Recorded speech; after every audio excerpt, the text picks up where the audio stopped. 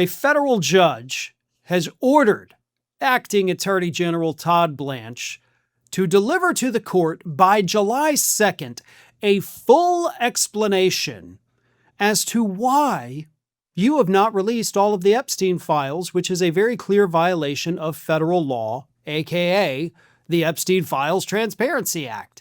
Oh, and by the way, you're not just going to explain why you haven't released all the files, you're also going to explain why certain things are still redacted when they obviously should not be redacted. Because, by the way, another part of the Epstein Files Transparency Act says that any redactions have to be explained to Congress, and they were not. Or the judge says, you can just go ahead and release all the full unredacted files, and you don't have to submit answers to my court if you just do what you're supposed to be doing. This is in response to a lawsuit brought by investigative journalist Katie Fang. And one of the specific things that was redacted, that of course the judge wants answers to, is the story of the 13-year-old girl, the then 13-year-old girl, who says that Donald Trump attempted to force her to perform sexual acts on him, and when she refused, he slapped her and got angry, obviously. But yes, the woman was, a captive of Epstein, essentially, and he brought her into a room with Donald Trump and basically was like, go do what I, have kidnapped you to do. Her story was so credible that in the year 2019, she spoke to the FBI on 4 separate occasions to give her account of what happened, not just in that incident, but other incidents over the years. But it was after she told the story about what happened with Donald Trump a few days after that, Epstein was no longer alive. So, make of that what you will. I'm not here to push conspiracy theories, but the timing of that final FBI interview where she told a story about Donald Trump trying to force her to perform acts on him, then Epstein dies suddenly? Sounds a little fishy if you ask me. But again, I don't know exactly what happened. All we can do is speculate. And part of the reason all we can do is speculate is because Todd Blanch and the rest of the administration continues to keep all of these files a secret. What kills me about this story, though, aside from the corruption, the abuse of power and all of that and the disgusting, PDF of it, is the White House's response. Because Caroline Leavitt, and this was not in response to this new judge's ruling. By the way, the judge is U.S. District Judge Emmett Sullivan. But in the past, Caroline Leavitt told the Daily Beast about this particular story involving the then 13-year-old girl. She said, quote, "The total baselessness of these accusations is also supported by the obvious fact that Joe Biden's Department of Justice knew about them for 4 years and did nothing with them because they knew President Trump did absolutely nothing wrong." So Caroline Leavitt's justification as to why this story is totally bogus is because Biden didn't prosecute Trump for it.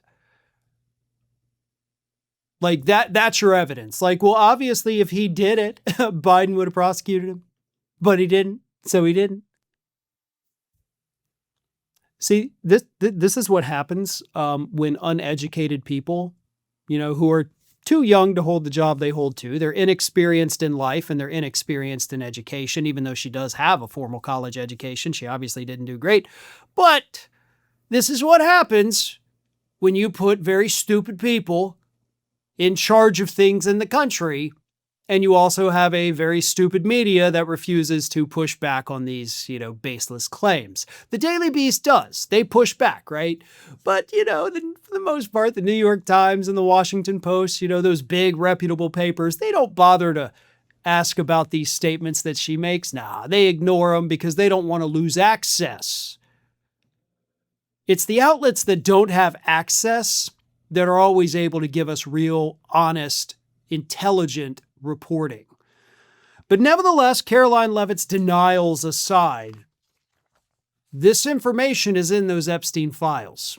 The story that then 13-year-old girl told is in those files.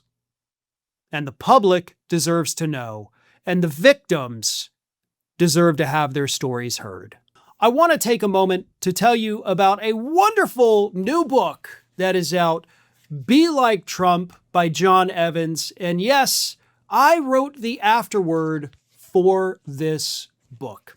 Now, Be Like Trump is a wonderful little story that essentially puts things into a better perspective for Americans. Whether you love Trump, whether you hate Trump, it doesn't matter. This book takes real things Donald Trump has done and shows people what it would be like if Trump had done those horrible things to them personally. Would that change your opinion of him? And that is what a lot of MAGA does need to realize. This book is not an attack on Trump. It is putting his actions into a better perspective for the public. And it also does so in a humorous way, which I absolutely love. The book is available on Amazon. Of course, we will have a link in the description of our video, so follow that, check it out. It's available both in paperback and Kindle edition. This is a must-read for anyone who, one, may have forgotten some of the horrible things that Donald Trump has done over the years, and two, for anyone who thinks to themselves, yeah, he's done horrible things, but he's this far-off figure, and those things really don't affect me. Read the book, and then tell me after that if you don't think these things affect you.